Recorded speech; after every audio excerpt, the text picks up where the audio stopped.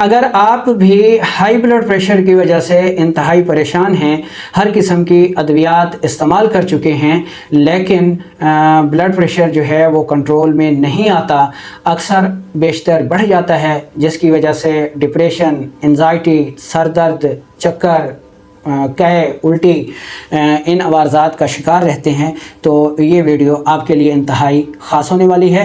السلام علیکم ورحمۃ اللہ وبرکاتہ۔ میں ہوں آپ کا میزبان حکیم لیاقت علی کھچی، اور آپ دیکھ رہے ہیں ہمارا YouTube channel Urdu health point, اور ٹاپک ہے ہمارا آج کا کہ ہائی بلڈ پریشر کا اصول علاج کیا ہے۔ دوستو، جب تک آپ کسی مرض کے اسباب کے بارے میں نہیں جانتے ہوں گے تو نسخہ آپ کو کوئی فائدہ نہیں دے سکتا۔ اسی وجہ سے ہم دیکھتے ہیں کہ ایک بار جب بلڈ پریشر بڑھ جائے تو پھر ساری عمر اس کی ادویات استعمال کرنا پڑتی ہیں، یہاں تک کہ علاج معالجہ ختم ہونے کے بعد بھی ڈاکٹر صاحب کہتے ہیں کہ ایک گولی تو کھانا ہوگی، ایک گولی تو ساری عمر جو ہے چلانا پڑے گی، یہ گولی آپ نہیں چھوڑ سکتے۔ کھانا چھوٹ جائے، شادیاں چھوٹ جائیں، روزے چھوٹ جائیں، لیکن نہیں چھوٹے تو یہ گولی نہیں چھوٹنی چاہیے۔ تو اس کو علاج نہیں کہا جاتا، ٹھیک ہے۔ علاج تو وہ ہے کہ آپ کسی مرض میں مبتلا ہوں، علاج کروائیں 1 ماہ، 2 ماہ، 3 ماہ، اور اس کے بعد آپ صحت یاب ہو جائیں اور آپ کی دوائیں چھوٹ جائیں، تو اس کو علاج کہتے ہیں۔ جس علاج میں اگر ڈاکٹر صاحب یہ کہہ دیں، حکیم صاحب یہ کہہ دیں، معالج یہ کہہ دے کہ یہ دوا آپ کو ساری عمر کھانا پڑے گی، تو سمجھ جائیں کہ وہ جو ہے رانگ نمبر ہے اور یہ علاج آپ کا صحیح نہیں ہو رہا۔ تو سب سے پہلے یہ سمجھ لیں کہ ہائی بلڈ پریشر ہوتا کیوں ہے۔ دوستو، ہمارا جو خون ہے، ٹھیک ہے، اس کو دل ہمارا جو ہے وہ پمپ کرتا ہے، ٹھیک ہے۔ دل کے اس پمپ کی وجہ سے ایک پریشر پیدا ہوتا ہے، اس پریشر کی وجہ سے خون سر سے لے کر ہاتھوں تک اور پاؤں تک پہنچتا ہے۔ اگر یہ پریشر موجود نہ ہو تو خون دل سے دور والے حصوں کی طرف، دل سے اوپر والے یعنی دماغ کی طرف یا پاؤں کی طرف نہیں پہنچ پاتا، جس کی وجہ سے پھر ان حصوں کو غذا نہیں ملتی اور وہ حصے مردہ ہونا شروع ہو جاتے ہیں۔ تو ایک نارمل پریشر بہت ضروری ہے۔ اچھا، خون جن نالیوں میں گردش کرتا ہے، یعنی یہ ایک پائپ سمجھ لیں، یہ ایک نالی سمجھ لیں جس میں خون جو ہے یہ دوڑتا ہے، ٹھیک ہے۔ خون آپ کو ہمیشہ دل میں نظر آئے گا یا ان نالیوں میں حرکت کرتا ہوا نظر آئے گا، ٹھیک ہے جی۔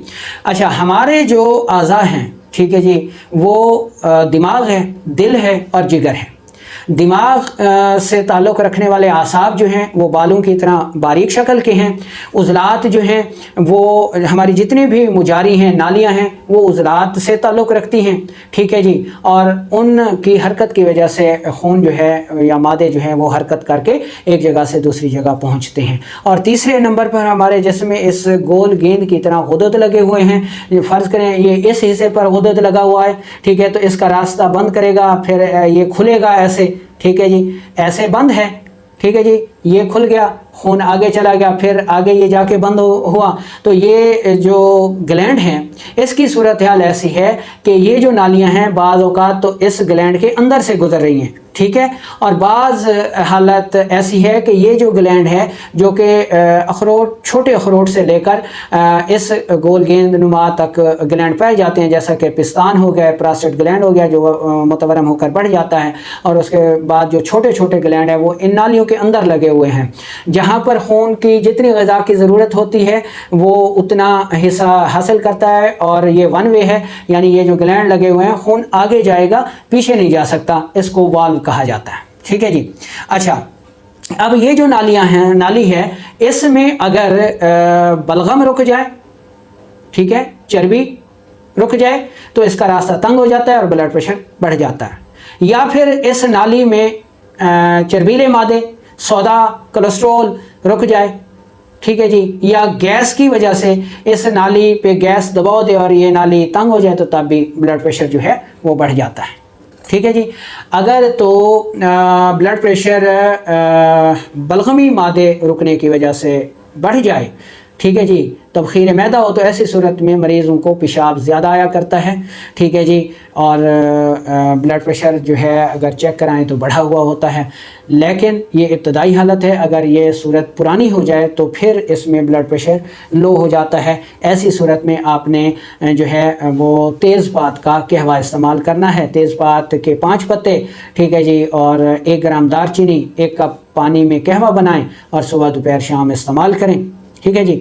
اچھا، اس کی جو دوسری صورت ہے جس میں سودا رک جائے، تو ایسی صورت میں ٹھیک ہے جی، ایک تو یہ نالیاں خود سکڑ جاتی ہیں خشکی کی زیادتی کی وجہ سے، سکڑتی ہیں تو ان کا راستہ تنگ ہو جاتا ہے، ٹھیک ہے، جس کی وجہ سے بلڈ پریشر بڑھ جاتا ہے۔ ایسے بلڈ پریشر کو گیس والا بلڈ پریشر کہتے ہیں، ٹھیک ہے جی۔ ایسی صورت کا جو بہترین علاج ہے وہ ہے جناب پودینہ اور ادرک کا قہوہ، ٹھیک ہے جی۔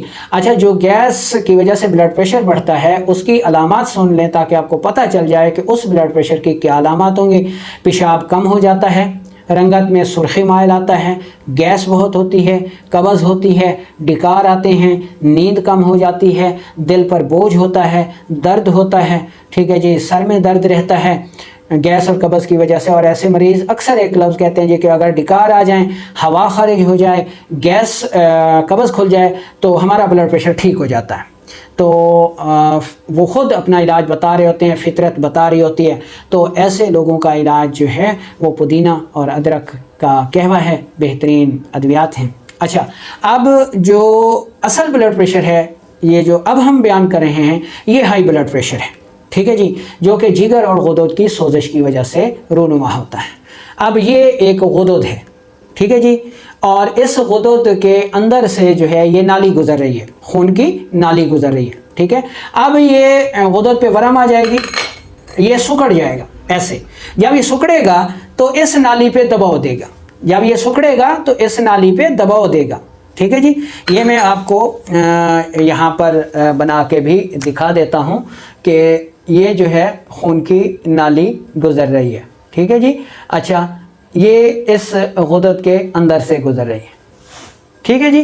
اچھا، اب یہ جو ہے سکڑ کے چھوٹا ہو جاتا ہے، ٹھیک ہے، تو اس سے جو نالی گزر رہی ہے اس میں تنگی آ جاتی ہے، یہاں پہ تنگی آ گئی تو یہ سکڑ گیا، تو اس وجہ سے بلڈ پریشر بڑھ گیا۔